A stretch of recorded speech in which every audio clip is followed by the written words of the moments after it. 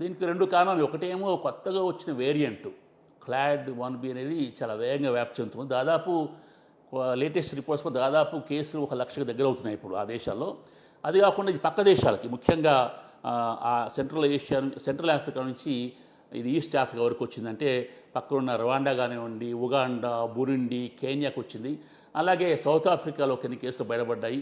ఆ విధంగా ఫిలిప్పైన్స్ ఒక కేసు వచ్చింది, పాకిస్తాన్లో ఒక కేసు కనపడింది. అయితే ఫిలిప్పైన్స్ ఏంటంటే ఆ కేసు ఎక్కడికి, ఆ పేషెంట్ ఎక్కడికి ప్రయాణించలేదు, అక్కడ ఉన్న పేషెంట్ ఎక్కడికి పోకుండా అసలు వచ్చింది. కాబట్టి అది కొంచెం ఫిలిప్పైన్స్ ప్రజల్ని కలవరపెడుతుంది, ఎందుకంటే ఆల్రెడీ అక్కడ వైరస్ ఉందా అనే అనుమానం వ్యక్తం అవుతుంది. అయితే ఇదేంటంటే కొన్ని దేశాలు, ముఖ్యంగా ఆఫ్రికా దేశాల్లో, అదేవిధంగా మన దక్షిణాసియా దేశాల్లో కూడా వ్యక్తిగత పరిశుభ్రత తక్కువగా ఉంటుంది. ముఖ్యంగా మీరు చూస్తే ఇప్పుడు కోవిడ్ అప్పుడు మనం కొన్ని వ్యక్తిగత పరిశుభ్ర సూత్రాలు పాటించాం. హ్యాండ్ వాష్ కానివ్వండి, మాస్క్ వేసుకోవడం కానివ్వండి, ఓవర్ క్రౌడింగ్ కూడా మనం తగ్గించాం. అలాగే ఏమైనా పేషెంట్ హాస్పిటల్ అడ్మిట్ అయితే మనం ఆ హాస్పిటల్ పోకుండా కూడా చాలామంది వాళ్ళు అవాయిడ్ చేశారు. కాకపోతే ఇప్పుడైతే మీరు చూస్తే అది మొత్తం మనం పూర్తిగా మర్చిపోయాం.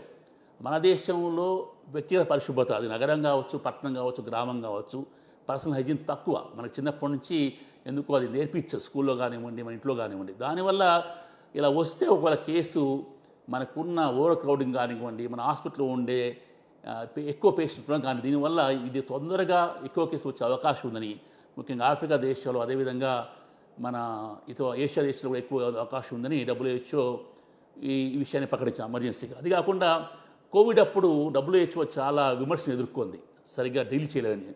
అందుకే వీళ్ళు కొంచెం నీజర్ రియాక్షన్ లాగా కొంచెం ముందే అన్ని దేశాలు అప్రమత్తం చేస్తారు. ఇది ఒక విధంగా మంచిదే, మనం జాగ్రత్తగా ఉంటే మంచిదే. కాబట్టి ప్రజలందరూ కూడా మంకీ పాక్స్ లక్షణం ఉన్న వాళ్ళు ఎవరైనా కనపడితే వెంటనే ఆ వైద్య సలహా తీసుకోవాలి. అది నోటిఫైబుల్ డిసీజ్గా గవర్నమెంట్కి ఇన్ఫామ్ చేయాలి వైద్యులు. ఆ తర్వాత దాన్ని జాగ్రత్తగా మనం ఆ పేషెంట్ని గ్లౌస్ వేసుకుని పరీక్ష చేయాలి. క్లోజ్ కాంటాక్ట్స్, వాటి బాడీ ఫ్లూయిడ్స్ కానివ్వండి, వారి మీద వచ్చి ఆ బొబ్బలు లేదా బ్లిస్టర్స్ అంటాం, ఆ వెసైకిల్స్ని ముట్టుకోకుండా మనం జాగ్రత్తగా ఉంటే ఒక వ్యక్తి నుంచి వచ్చే అవకాశాలు చాలా తక్కువ.